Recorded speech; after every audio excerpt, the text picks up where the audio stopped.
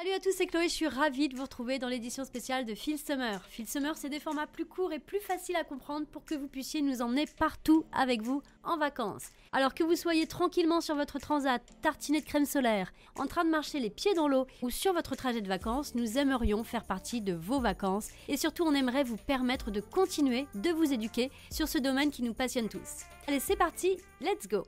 Aujourd'hui, nous allons voir quels sont les types de scams ou d'arnaques que vous pouvez rencontrer malheureusement dans le monde de la crypto. Je vais vous donner d'ailleurs quelques recommandations pour éviter de vous faire avoir. Allez, c'est parti!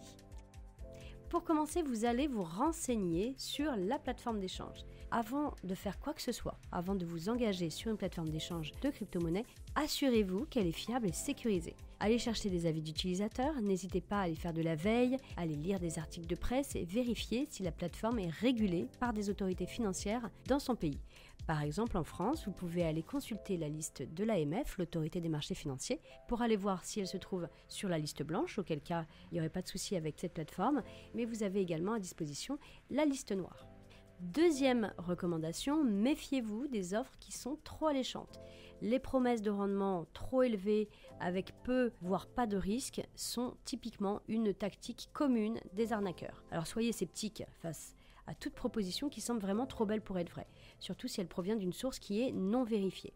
Ça peut inclure les canaux Telegram, tout ce qui est trading bot, tout ce qui est copy trading. Donc ne soyez surtout pas happés par du marketing agressif et surtout prenez du recul.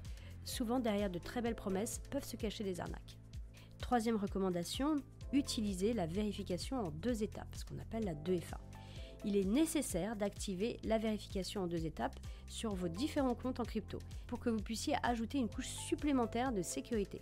Même si quelqu'un obtient votre mot de passe, ça sera beaucoup plus compliqué et difficile d'accéder à votre compte sans le deuxième facteur d'authentification. Quatrième point de recommandation, gardez bien vos clés privées. Ne partagez jamais vos clés privées avec qui que ce soit. Les clés privées sont ce qui va vous permettre d'accéder et de contrôler vos crypto-monnaies. Donc si quelqu'un les obtient, potentiellement il peut voler vos fonds. Cinquième recommandation, soyez très prudent avec les liens et les téléchargements. Évitez de cliquer sur n'importe quoi, sur des liens qui sont non sollicités ou des liens de téléchargement de logiciels qui seraient de sources inconnues. Ce sont des liens qui peuvent vraiment vous diriger vers des sites qui sont conçus pour voler vos datas ou installer des logiciels malveillants sur vos appareils. Donc vérifiez toujours en amont si le nom du domaine est officiel. C'est un détail qui est très très important. Sixième recommandation, informez-vous sur les nouvelles arnaques. C'est triste à dire, mais malheureusement, il vaut mieux être averti en amont pour éviter de tomber dedans. Les méthodes utilisées par les escrocs évoluent constamment, donc restez toujours informés des nouvelles techniques d'arnaque en lisant des articles spécialisés et en participant à des forums communautaires. Vous pouvez en trouver sur Reddit ou encore des CryptoTalk. Les méthodes utilisées par les escrocs évoluent constamment, donc restez bien informés des nouvelles techniques d'arnaque. Et septième recommandation, si vous avez des gros volumes d'actifs, n'hésitez pas à utiliser ce qu'on appelle un cold wallet pour pouvoir les conserver. Ce sont des wallets qui sont physiquement isolés d'Internet et du coup forcément ça va réduire le risque de piratage. Voilà, vous l'aurez compris, donc l'investissement en crypto peut être très enrichissant, mais il est vraiment crucial de rester très vigilant et informé pour pouvoir protéger vos actifs contre les arnaques.